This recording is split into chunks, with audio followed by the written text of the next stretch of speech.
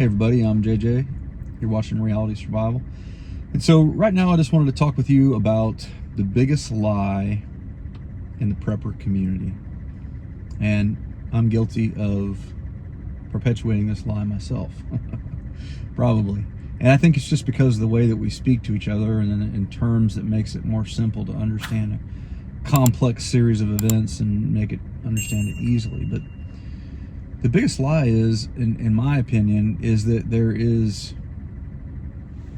one event, one thing that you should prepare for, whether that be an EMP or whether that be coronal mass ejection or nuclear war, or we always go to all these big high level things because it really simplifies the conversation a little bit. And it makes it easy to talk about, well, we have the world now and we have the world then. And it's pre-disaster, post-disaster. But really, the most likely situation and what we've seen in other collapses and that kind of thing is that it's a series of events that lead to situations that become more and more untenable as time goes on. And so what I'm trying to say is like, for example, an economic collapse. We talk about that one. That's the big one, that the dollar just collapses and we have to have wheelbarrows of cash to go everywhere, and or to buy a loaf of bread and all this kind of stuff, right? Well, the reality is that kind of situation takes time to devolve, and it takes time to build to it and all those kinds of things. And in the meantime, as that's all working itself out, you still have to go to work. You still have to get to and from wherever it is you work, to where you go, and to your grocery stores and all those kinds of things. And so you have to be able to deal with the increase in violence that goes with that. You have to be able to deal with the food shortages that are associated with that kind of supply chain breakdown. You got to be able to be your own first responder, because with the increase in violence means that police agencies will be more and more short-staffed, and it'll become society will just get slightly worse, month after month or year after year. And there might be periods where it looks like there's improvements, and then it drops back off again, and then you have a general trend line that's just going down. And so that's why I think the most important thing to prep for is it's the just try to avoid the lie of it's just one event that you're working for. There are things you can do for single events, right? Like I've talked to you about the EMP shield and all that kind of stuff. I've got another affiliate that I've just signed up with that is the first, and to my knowledge, maybe only all-American made off-grid alternate power system for your house. Not just a solar generator, but a big, like 13 kilowatt alternate battery storage system for a whole house. And this is a really cool thing I'm looking for. But the point is that you could say, well, why are you worried about, or why are you talking to us about these big single incidences like an EMP or like a power grid disruption or those kind of things? And it's because those things are the end of the line, right? So if you can prepare yourself up to the point where you're already dealing with the things that are at the end of the line, then you're going to be good for all the rest of the steps that it takes to get us there. And power grid failure, I think, is one that we're gonna hear more and more about over the coming years, because the nature of the power grid right now, and the fact that they're shutting down plants based off of climate, initiatives, and because of aging infrastructure and all that kind of stuff, and they're trying to replace it with solar and wind and all those kinds of things. The problem is that solar and wind and all those green tech things are not uber reliable, and they're pretty fragile, as a matter of fact. And so power grid stuff becomes more and more of an issue, but that's off the topic. Mainly I was just saying I would encourage people not to get too caught up in single event issues, you know, because you just don't know what's going to happen. It could be job loss, it could be a weather event, it could be a freak forest fire, it could, you know, like there's just various different things that could happen.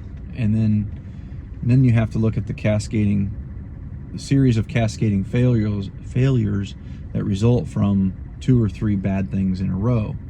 You know, maybe a regional grid down issue because of instability in the Texas grid leads to a drop in production of fuel, you know, or something along those lines, and then that cascades down into other supply chain issues and stuff. And that's all really complex, and it's difficult to talk about in those ways, but that's the reality of how our world works. It's a pretty complex system that we have. It's mostly, I mean, it's a more robust system than what most countries have, and I think that it'll continue to serve us pretty well into the future, as long as there isn't, you know, a series of events that happen that cause some kind of a big catastrophe. Now, who knows if that'll happen or not? There's all a degree of chance in this, right? But anyhow, I would just say that, you know, take a look at your priorities, take a look at where you're at in your preps, and try to do your best to just continue building your platform, you know, your or foundation of your ability to survive, and you're going to be good to go. But trying to focus too much on one single incident, I think that's not necessarily all that smart. Distribute your resources accordingly, you know, food, water, security, shelter, medical, power generation, transportation, you know, intelligence, all those kind of things. Like kind of look at that whole spectrum of things, and divvy your money and your resources and your time out appropriately to each one, so that you're kind of covering them in a roundabout about the same amount in each category as you progress through this whole prepping journey. Getting too focused in on one area it's not a good thing, and it's not good psychologically either, because then, you know, the kind of the implication is if you're all just focused on nuclear war, well, then in your head you're worried about nuclear war, and you're kind of consumed with dealing with it and everything, and then that causes, you know, depression issues and prepper fatigue or burnout. I mean, it can cause, when it doesn't happen after a few years and you've invested all this time and money into it and everything, and then you get like, man, why did I do all that and it didn't turn out to be anything? So I would just look at it more as, you know, prepping more as a part of your lifestyle, or a part of a hobby that you do. I mean, it depends on to what level you're willing to invest into it, and just look at all the 9 kind of common areas of all your basic needs. And you guys can check out the lesson I did. I think it's the pinned lesson on my channel page. It's like Disaster Preparedness 101. You can see all those categories and everything. But focus on those kind of somewhat equally, and as you get better in some of them, then you just kind of move up the platform, up the stairs as you go, until you're more and more covered for more situations. And to me, that's the right way to approach it. But I think that focusing on one situation doesn't really make a lot of sense. Now, if you happen to live in an area like Florida where you get a lot of hurricanes, obviously hurricane preparedness should be high on the list, because you know those things are going to happen. Same thing goes if you live up in the northern tiers and you get a lot of ice storms or snowstorms, you know, common sense dictates where you know, focus should go.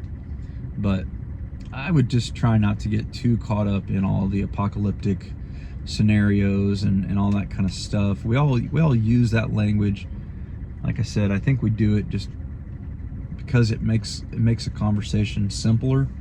But like, think about what's going to happen in the most likely scenario where you have to continue going to work when people are, you know, like carjackings. Let's say carjackings start going through the roof, where you're at a stop sign in a neighborhood or wherever, you know, there's a bus stop right there or something like that, and you're getting carjacked in areas and neighborhoods that typically didn't see any crime, and you're having to drive through work to get, you know, you have to drive to work through all that nonsense, all that madness. That's going to change a lot about you know, how you prepare for going to work. What do you carry with your EDC gear? Do you wear a soft armor vest in your vehicle when you go to work? You know, I mean, those are way more realistic situations, I think. What happens if there's a fuel shortage and you have to, can you bike to work? You know, you got an e-bike or something like that where you could, or a motorcycle as backup transportation, or, you know, what do you do if you're only allotted, if they go back to rationing gas like they did in the 70s and you're only allotted so many gallons per week or something. Living in that situation where the government still exists, there's still a rule of law, but the police and emergency services don't really have the ability to implement any sort of real control, but you still have to exist in that world, right? That's a far more realistic situation, I think, than just there's no government anymore, you know? And so kind of take a look at your preps from that perspective and think about, how do I operate in an environment like that, you know, where crime is significantly worse. It's far more dangerous to go into a big city, you know, to get supplies or to get whatever. You know, Amazon and other companies aren't delivering anymore. Maybe they're only dropping, you know, products off at distribution points and you have to go get it yourself. I mean, who knows? You know, there's lots of different crazy scenarios that could potentially happen. But try to do some wargaming on those types of scenarios, and think about how you would deal with those kind of situations. I think that'll make you a better all-around prepper, and it will probably also help you be a little bit more confident in what you're doing to prepare and keep you from being too